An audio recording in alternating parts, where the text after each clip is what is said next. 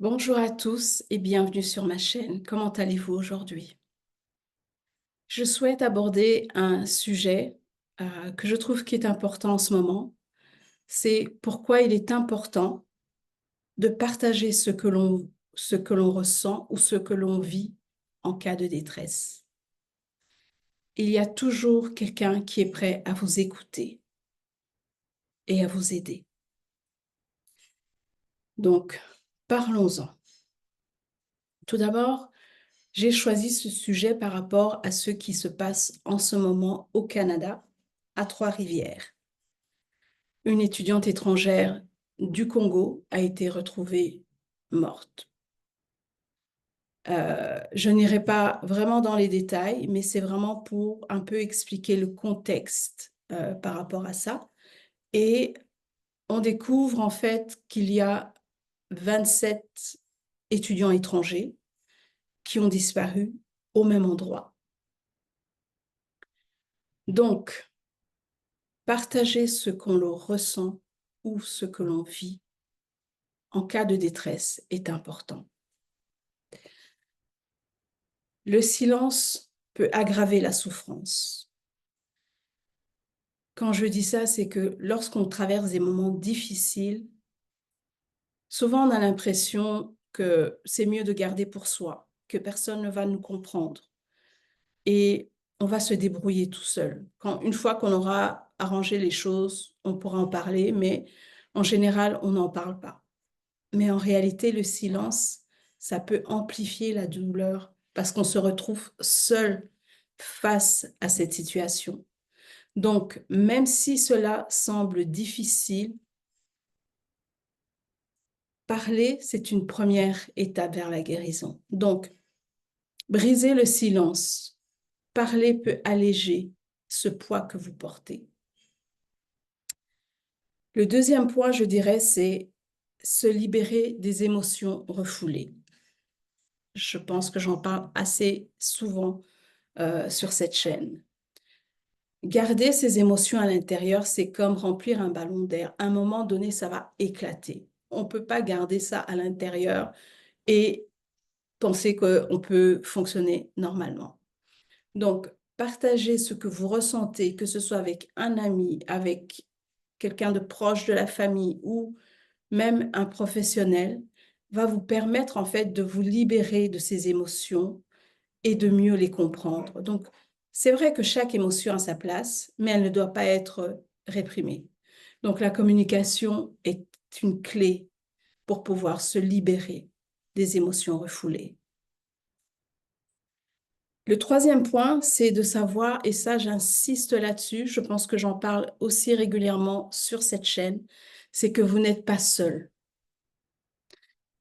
Quand on vit des moments difficiles, c'est vraiment cette impression, je ne sais pas pourquoi, nous les êtres humains, on a tendance à penser ça, qu'on est seul. Il y a toujours quelqu'un pour vous aider. Toujours. Même si ça peut même être une personne que vous ne connaissez pas du tout, qui est là, prêt à vous aider. Mais vous devez faire le pas. Vous devez avancer et en parler. Et comme je le dis souvent, si vous avez des questions, s'il y a quelque chose, vous avez besoin d'un conseil parce que vous traversez quelque chose de difficile en ce moment, j'ai mon adresse email dans la description de chacun de mes vidéos. N'hésitez pas. N'hésitez pas à écrire. Si je peux, je vous conseille. Si moi, personnellement, je ne peux pas, je peux toujours vous référer à quelqu'un qui peut le faire. Demandez de l'aide. La seule chose qu'on peut vous répondre, c'est oui, je peux ou non, je ne peux pas. Mais il faut le demander. Il faut faire le premier pas. Le prochain point, le quatrième point, je dirais que partager aide à mieux comprendre ce que vous vivez. Ce que je veux dire par là, c'est que quand on parle, le fait de verbaliser ce que l'on ressent ou ce que l'on vit permet parfois comme je dis souvent, parler à voix haute, permet souvent de vous aider à vous rendre compte de réellement ce qui se passe. Donc, vous prenez du recul et vous voyez la situation sous un autre angle. Et parfois, ça vous permet de trouver vous-même la solution et de changer un peu ce qui se passe dans votre tête. Donc, partager, ça aide réellement à mieux comprendre parce qu'on le dit à voix haute. Donc, même si c'est difficile, essayez toujours de mettre des mots sur les émotions. Je suis en colère, je suis démunie, je me sens seule. Cela va vous permettre en fait de dire, OK, je me sens seule, je me sens démunie, qu'est-ce que je peux faire pour m'aider à me sortir de cette situation? C'est pour ça que les mots sur les émotions permettent en fait de vraiment concrétiser qu'est-ce qui se passe. Le sixième point, juste un instant, ouais, le sixième point, c'est que ne pensez pas que le fait de partager vos émotions, ce que vous vivez, être vulnérable, c'est une faiblesse. Moi, je vois ça comme un acte de courage et de force parce que ça prend du courage pour parler de ce que l'on vit. Tout comme ça a pris du courage pour ceux qui ont eu à témoigner de ce qui se passe à Trois-Rivières. Ils ont essayé d'expliquer et ça demande du courage, de la force. Parce que ces personnes-là peuvent être aussi en danger, le fait de parler de ce qui s'est passé. Donc, ne voyez pas ça comme une faiblesse, mais plutôt comme une force. Et ça permet aussi d'avoir un soutien, d'avoir des gens qui vont être là pour vous. Et vous serez peut-être étonné des gens qui ont vécu la même chose. Donc, ils peuvent, qui s'en sont peut-être qui s'en sont sortis et qui peuvent aussi vous dire, tiens, moi, je te conseille de faire ceci et cela. On a beaucoup plus de soutien quand on parle, on communique.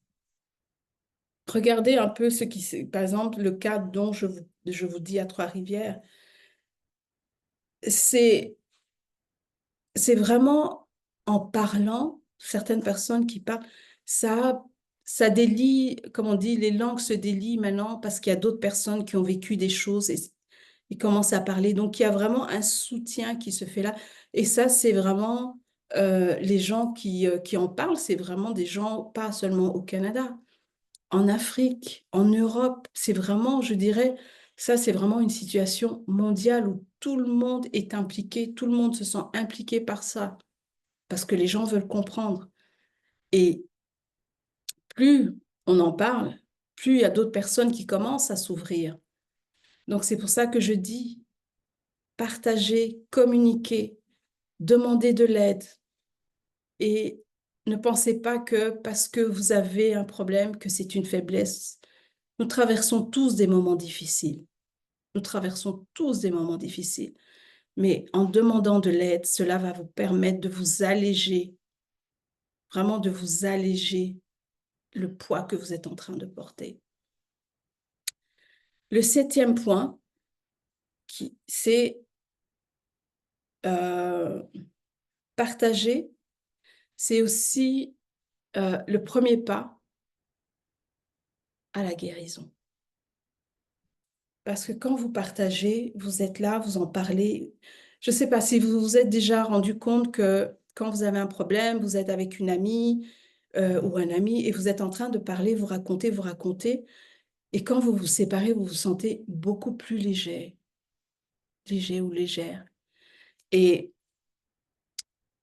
vous vous sentez mieux. C'est comme si vraiment ce poids, pourtant, peut-être que votre ami n'a pas beaucoup parlé, mais juste le fait, vous, d'avoir parlé, a permis de vous alléger, de vous sentir un peu plus mieux. Et je pense aussi que le fait d'en parler, de partager ce que vous vivez, même en rentrant chez vous, vous allez pouvoir revoir les choses et vous allez guérir plus vite par rapport à ce que vous vivez. C'est ce que je voulais partager avec vous en ce moment parce qu'il y a beaucoup de choses qui se passent. Comme je dis, il y a cette histoire donc au Canada. Et j'ai l'impression que, vous savez, on a beaucoup parlé des États-Unis. Maintenant, j'ai l'impression qu'on va parler beaucoup du Canada. Je ne sais pas, mais c'est vraiment un sentiment que j'ai eu depuis la disparition de cette jeune fille. Et on dirait que ça s'accumule en fait, parce que après ça, c'était un petit garçon qui a reçu de l'eau chaude sur lui, un petit garçon de 10 ans. Euh, il vient de la Côte d'Ivoire, je pense. Donc, ça nous touche et il faut parler, il faut partager ce qu'on ressent par rapport à tout ça. Ne gardez pas ça pour vous. Donc, en même temps, dans cette vidéo, je voudrais mentionner aux étudiants étrangers, si vous écoutez mes vidéos, si vous vivez des moments difficiles, je sais que c'est pas facile quand on est étudiant étranger, qu'on est à l'étranger, on ne connaît pas vraiment beaucoup de gens, on n'a pas beaucoup de repères. N'hésitez pas à communiquer avec moi. Si vous avez des questions, si vous avez des inquiétudes, communiquez avec moi et on va trouver une façon pour que je puisse vous soutenir dans ce que vous traversez. Mais sachez, et je le dis, vous n'êtes pas seul. Il y a des gens qui sont là pour vous aider, pour vous écouter, pour vous épauler. Demandez, n'ayez crainte. La seule chose que vous pouvez faire et qui peut vous coûter des désagréments, c'est de ne pas en parler.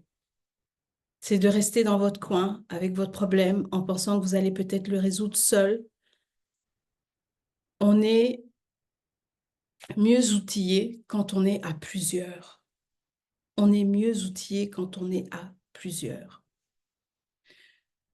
Donc j'espère que cette vidéo aidera certains d'entre vous, que ce soit des étudiants étrangers, que ce soit toute autre personne. N'hésitez pas à demander. Croyez-moi, même des étrangers que vous croisez dans la rue, il y en a certains qui peuvent vous aider et vous écouter. Donc, j'espère que cela va vous aider, tous les points que j'ai mentionnés ici. Et j'espère en tout cas que vous allez tous bien, que vous êtes dans une belle énergie, que vous êtes dans la positivité, que vous êtes dans la force, dans le courage. Et je vous envoie vraiment des énergies de force, de résilience, parce que ce sont des moments difficiles que nous traversons. Donc, soyez forts, mais n'oubliez pas, vous n'êtes pas seul. Je le dis et je le répète. Vous n'êtes pas seul. Mon adresse email est dans la description de cette vidéo. Tous ceux toutes les personnes qui viennent vers moi, c'est anonyme. Je ne partage pas ça dans mes vidéos ou quoi que ce soit. Donc, n'hésitez pas. En attendant la prochaine fois, prenez soin de vous. Prenez soin de votre famille, de vos proches, des personnes qui sont autour de vous. À bientôt.